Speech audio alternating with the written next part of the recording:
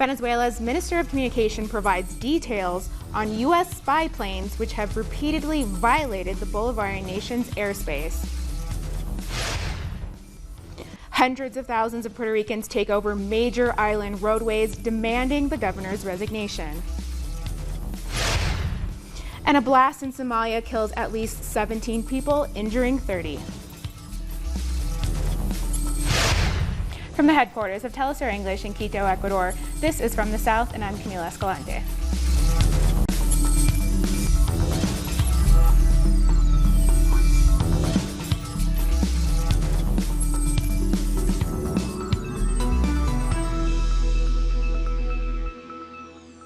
Venezuela's Minister of Communication provided details on how a U.S. spy plane was intercepted by Venezuelan fighter jets when it violated the country's airspace on Friday, July 19th. Jorge Rodriguez demonstrated footage from one of the Venezuelan jets, which clearly shows the U.S. plane as it flew into Venezuela's sovereign airspace. The plane was detected by the nation's aerospace defense system, and Minister Rodriguez confirmed that it was flying without any sort of legal authorization. But just as he was presenting this information, Jorge Rodriguez announced that another spy plane was at that very moment flying over Venezuela. At this very moment, the same airplane, or a similar one, known as the EP-30 aircraft, is once again invading our airspace near Maiquetía. At this very moment, how could any Venezuelan justify such actions? Nonetheless, we have seen the far right do this, providing justifications as for why a U.S. spy plane is illegally entering Venezuelan airspace, endangering flight paths in the region as well as our sovereignty. Minister Rodriguez also added that over the past few months, there have been dozens of U.S. spy planes illegally entering Venezuelan airspace. Over the past 3 months, there's been a total of 78 violations of Venezuelan airspace by U.S. airplanes. And after the circus started by Juan Guaidó back in January, these instances have skyrocketed. In February, when the empire's threats were at their most aggressive, as they wanted to send paramilitaries through the Colombian border, the violations of our airspace increased by 167%, and they have continued to increase over the past months. The meeting of the movement of the non-aligned countries came to an end in Venezuela last night. Delegations from 120 countries met in the capital, Caracas, as well as guests, including the Russian Deputy Foreign Minister, Sergei Lavrov. The movement's ministerial meeting of the Coordination Bureau aimed to consolidate cooperation and exchange in order to defend sovereignty and self-determination.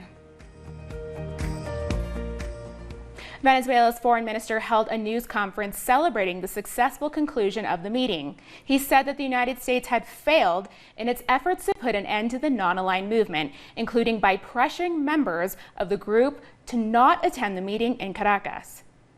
What happened in 2016 in the U.S.? Just in those last months of 2016, Trump came to office, and any unilateral policy was reinforced, and it was strengthened. The attempt to eliminate movements that believe in the UN Charter, like the NAM, was expanded. All of the subversion tactics. This summit, this 4-day summit, was a victim of pressure on behalf of the U.S. diplomacy. Maybe some delegates could tell you the calling and the pressure that they received in their home countries and in New York too, so to impede them to come to this meeting. However, this failed, and the diplomacy of the war totally failed. And in Venezuela, we had 120 members, all of the members, and other organizations that were invited, observing countries, and some countries that were particularly invited, like the Popular Republic of China, People's Republic of China, and the Federation of Russia. This is why we have a lot to celebrate, because in this gathering we were able to fulfill all of our purposes. A high-ranking Iranian delegation led by the country's foreign minister has arrived in Managua, Nicaragua for an official state visit. Minister Mohammad Javad Zarif is expected to hold cooperation talks with Nicaraguan senior officials. This is the latest stop in the minister's tour of Latin America after he visited Venezuela to attend the ministerial meeting of the non-aligned movement. After Nicaragua, he is scheduled to visit Bolivia. I thank the government and President Daniel Ortega very much for this program that has been vital for our trip. Tomorrow we will talk about different topics and aspects ranging from agriculture to cutting-edge technology to continue our relationships. A riot has broken out at Ecuador's maximum security Latacunga prison. Inmates reportedly seized control of the building. Images shared on social media show a number of inmates on the rooftop of the prison, and there are reports that some people have been injured. Police, special forces, and a helicopter have been deployed to try to bring the situation under control. Ecuador's jailed former Vice President Glass has been held in this prison for the past 2 years. Information about his well-being is not yet available. Nonetheless, social organizations have called for his immediate release or his immediate transfer to a different prison as he recently received a number of death threats. Protesters are still demanding Puerto Rican Governor Ricardo Rossello's resignation despite his assertions that he will not continue in office beyond the end of his current term in 2020. Trade unions and civil society organizations added their weight to the protests last Friday, and police have also urged his exit for their own safety. The Bar Association of Puerto Rico has said that there is enough support in the island's legislature to force the exit of the governor. At least 14 people have been injured by police repression of the demonstrations so far, which began over a week ago. Oscar Rivera Lopez, the Puerto Rican independence fighter, had this to say from today's march. We are here at a march which is very unique in our history. This is something very simple. The people of Puerto Rico, almost all of the people, are demanding the complete resignation of the governor, a person who has a mindset completely full of greed, without any dignity or respect, and who should never be in a position where he is to decide on the future of Puerto Rico. It is sad for our people, but one of the most precious things is that this people is showing the potential it has and the indignation which it feels. With much love, we see a Puerto Rico which is rising up. With us today on the show is Frederico de Jesus, the former Deputy Director of the Puerto Rico Federal Affairs Administration. He was spokesperson for Hispanic media for Barack Obama. Frederico is joining us now from San Juan, where he was at today's mobilization. Hello, good afternoon. How are you? I am well. Nice to have you, Frederico. Thank you for speaking with us today. What is today's march looking like now? And I've heard people say that most Puerto Rican have now joined the calls for the governor to resign. Do you believe that's the case? That is the case, and we've seen it not only in today's march, which had approximately 700,000 plus or more, which is the largest march in Puerto Rico history. Exactly 19 years ago, along that same expressway, 300,000 people demanded the exit of the Navy, the U.S. Navy, from bombing the Puerto Rican island of Vieques. And 19 years later, 700,000 people, all in one voice, are uniting to demand the resignation of the governor beyond the social classes, education, party lines, in the diaspora, across the island. I saw old ladies with their walkers. I saw children. I saw people coming from all corners of the island. There were people from the diaspora, even in Chile. There was a lady from Chile who came all the way from there just to be here today. I came from Washington, D.C., and this is the nearest unanimous call that I've seen in Puerto Rican history.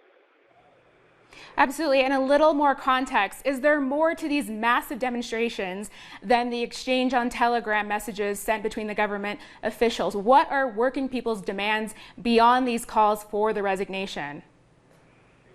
Sure. So the one thing uniting Puerto Ricans is the resignation of the governor. That has united Puerto Ricans on the island, our allies, from President Trump to Raul Grijalva, the progressive Democrat, the congressman from Puerto Rican origin, Congressman Ia Velázquez, people from all walks of life. And the demand is that the governor resign, but that's the last straw. People are fed up from decades of institutionalized corruption, remembrances of the governor's father, who had 40 members of his administration in jail or accused of federal crimes. And Puerto Rico has been suffering from the worst hurricane in modern U.S. history, from the deadliest hurricane and the longest power blackout in U.S. history, from a decades-long recession and the historic bankruptcy process. And while the island is suffering from austerity programs, you see the governor and his administration giving pay-to-play favoritive contracts to their friends, and also toying with the lives and joking about the dead after the hurricane. This is outrageous, and people have had it. And what is Washington's role in all of this? Is the well-being of the Puerto Rican people not the responsibility of the U.S. Congress and the federal government? The well-being of the Puerto Rican people is the responsibility of the federal government, according to the Constitution and according to all of the Supreme Court precedents who say that Puerto Rico is owned by the United States Congress. And so, yes, there is a direct role to play. Puerto Ricans are natural-born U.S. citizens, and therefore the policies that Congress has implemented or decided not to is affecting Puerto Rico. But right now what we're seeing is that we're holding our own government accountable. We can talk about the shortcomings of the federal response after Hurricane Maria, Donald Trump. We can talk about the past. But right now, Puerto Ricans are seeing a new homeland, a new country emerge from people of all walks of life demanding respect. So we can't complain about Donald Trump or anybody from the federal government unless we hold ourselves accountable, and we're sending a message to the world saying that we are not corrupt, that we are a decent people who demand respect. And one last question for you. We've heard reports of police repression during these demonstrations last week. What have you seen or heard on that? Oh, I just spoke to a journalist this morning who was attacked by one of these pepper spray incidents. I've seen footage of fireworks being thrown from the police barricades. I've seen a woman trying to calm protesters and being shot by rubber bullets by the police, unprovoked. I'm not saying there haven't been a provocative, incidents by protesters, but by and large, 99.9% of all the protesters have been peaceful. There have been incidents of police brutality, but the overwhelming force of the Puerto Rican people in a peaceful way has shown. And what we need is people power. Puerto Rico is a colony of the United States. We have an unelected fiscal control board imposed by Congress that has imposed austerity, that has taken power away from the people. And right now the answer is to give people a chance over their own destiny, and that's what people are clamoring for. Thank you so much. We've been speaking with Frederico de Jesus, who was at today's march in San Juan, Puerto Rico. We'll take a short break now. Join us again in a few.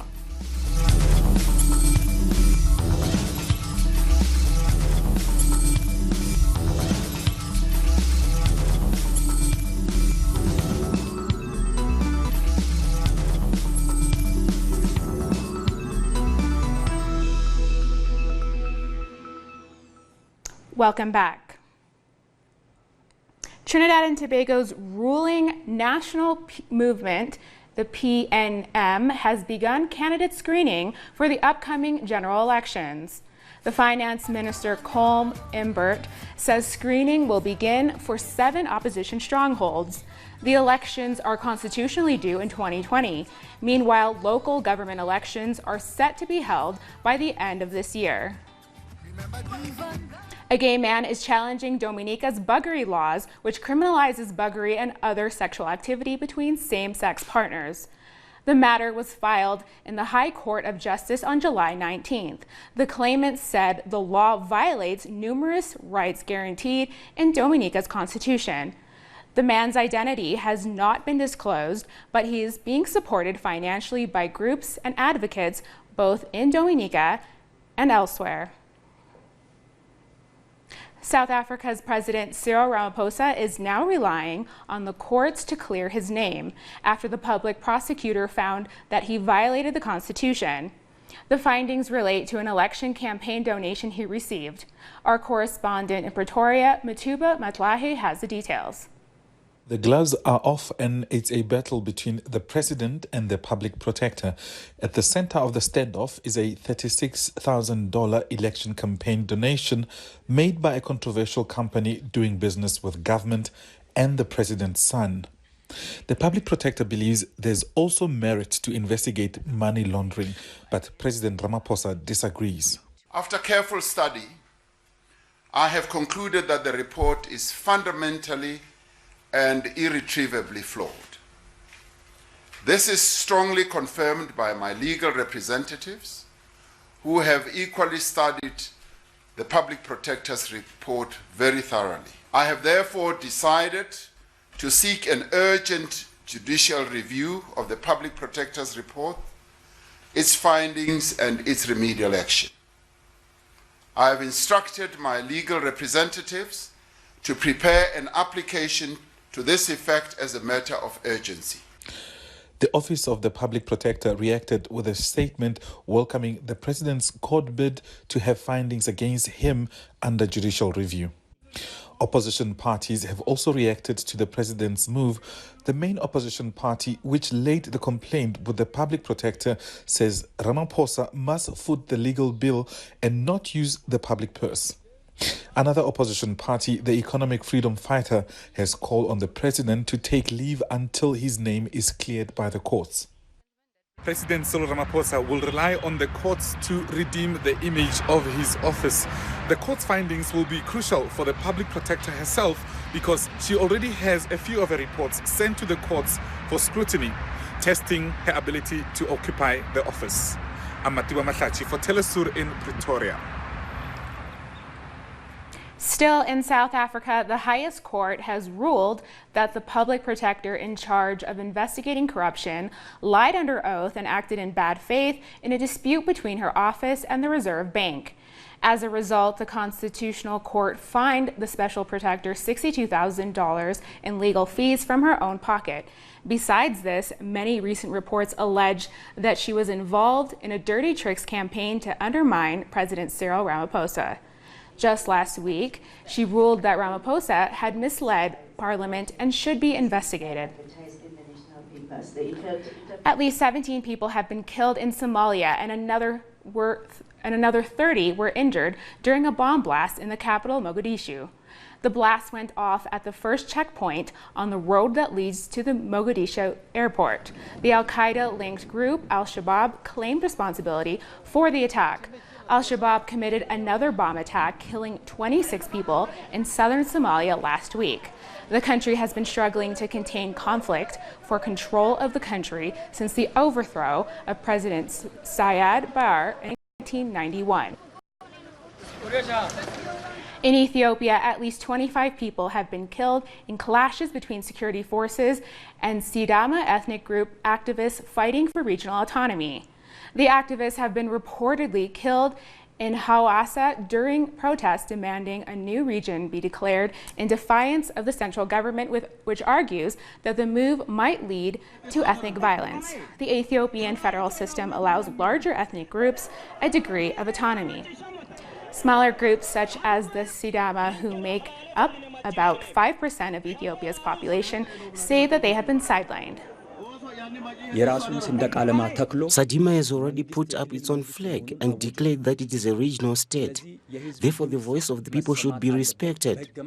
It is stated in the constitution that it is the people who decide their own fate, not external political power or government.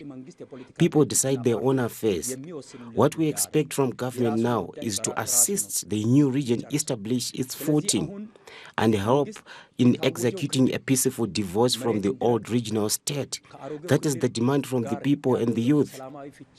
The Minister of Health of the Democratic Republic of Congo has resigned after being replaced as the head of response to the Ebola epidemic. His replacement was ordered by President Felix Tshisekedi. In his resignation letter, he denounced the creation of a parallel system to respond to the epidemic, saying it hampered efforts to contain the virus.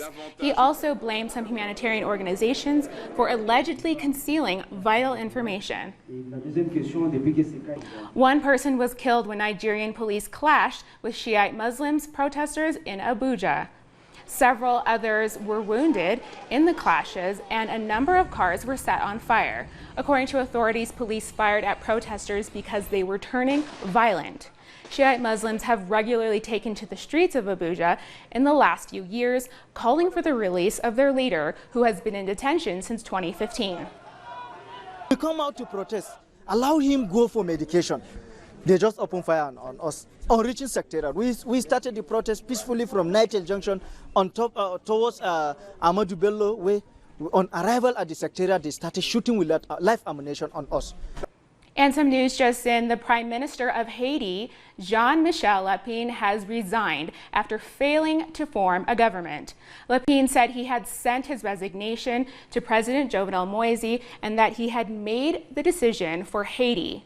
Since he was appointed in March, Lopez has been unable to get his political program passed by the Senate. President Moise has already begun consulting with the leaders of the upper and lower houses on a replacement. We'll take a short break now. Don't go away.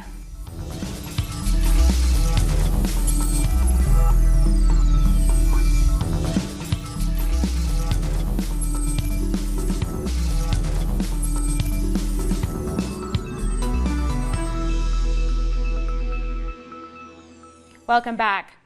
China has condemned ongoing protests in Hong Kong, saying that they are testing the limits of one country, two systems.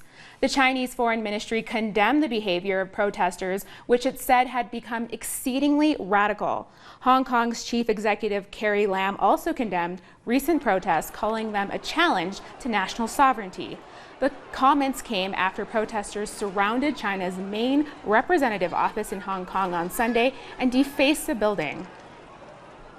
I just want to say that some radical protesters' behavior tested the limits of one country, two systems, and we cannot tolerate that. We firmly support the Special Administrative Region government in taking all necessary measures to ensure the safety of the station to central agencies, that the rule of law is upheld and those criminals are punished. And here I want to reiterate that we firmly oppose any external interference in Hong Kong's internal affairs, and we oppose any wanton remarks on Hong Kong internal affairs.